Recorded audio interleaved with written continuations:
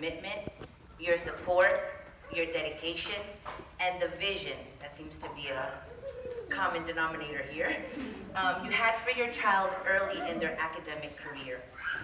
Our story is not your typical DLI story, as many of you may share. We actually began our journey in a traditional kindergarten classroom. I remember when we were filling out the enrollment forms and thought, splash program, that's interesting, but that's not for us. Camila just learned English in pre-K a year ago. We're safe. We're a bilingual family. We speak Spanish at home and English outside, just like my parents taught me. Fast forward to spring break of first grade. I found myself in a panic. Cami had lost at least 80% of her Spanish. A child that once knew her ABCs, 1, 2, 3s, and so much more was losing her first language.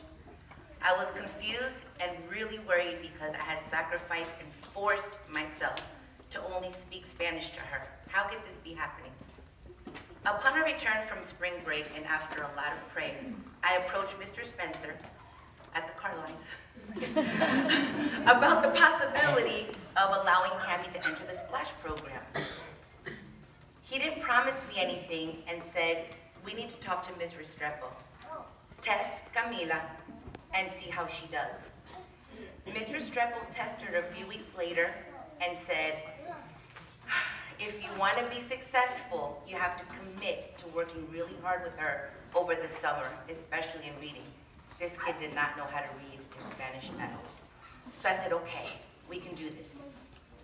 We started second grade with Miss Lazarte, and had an amazingly stressful year full of adjustments.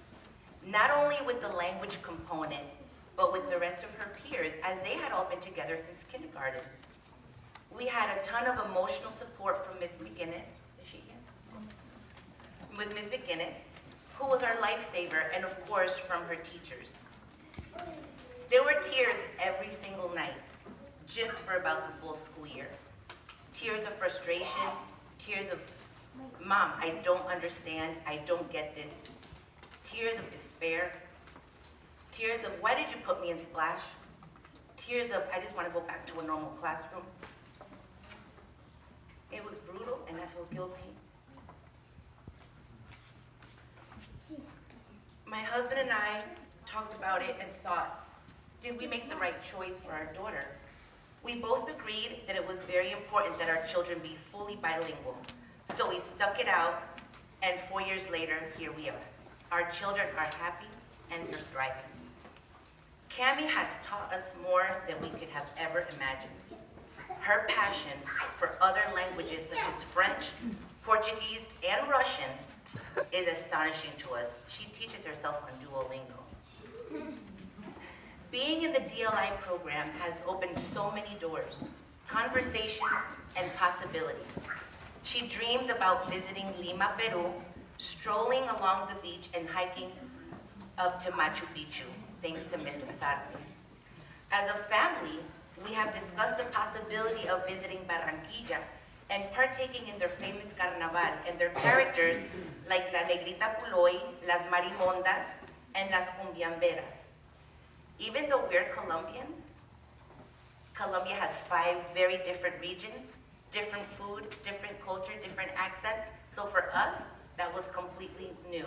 And when my parents went to a Colombia versus Brazil game, we had them looking on the streets for Marimonda outfits, Negrita Puloy outfits, and we taught them from their experience here with Miss Castellar.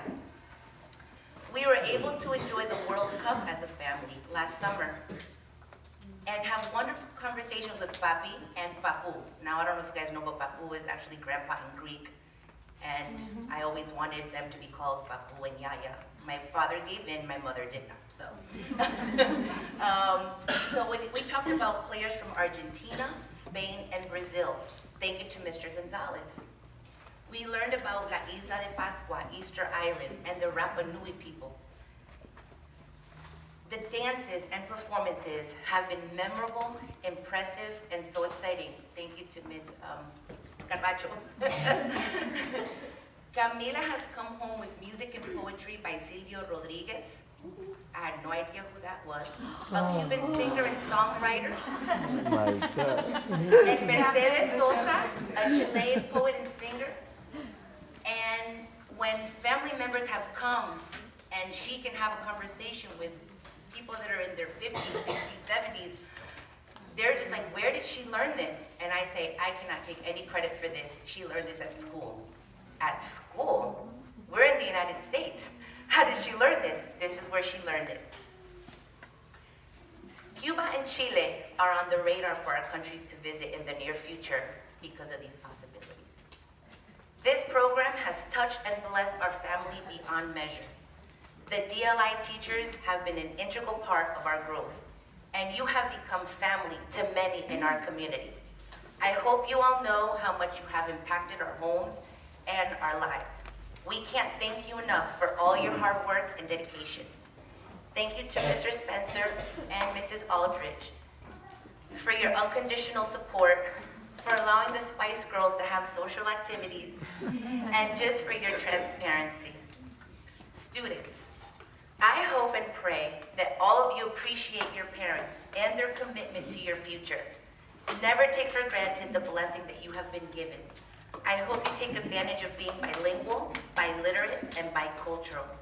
You are very special people, hard-working people.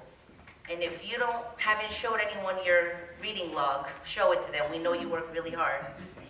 And we all know that you will be successful and contribute many positive things to this world. Who knows? We may be looking at future teachers, translators, interpreters, cultural specialists, or maybe, just maybe, a United Nations ambassador. Felicidades, buena suerte, muchos éxitos. Dios los bendiga, los queremos mucho.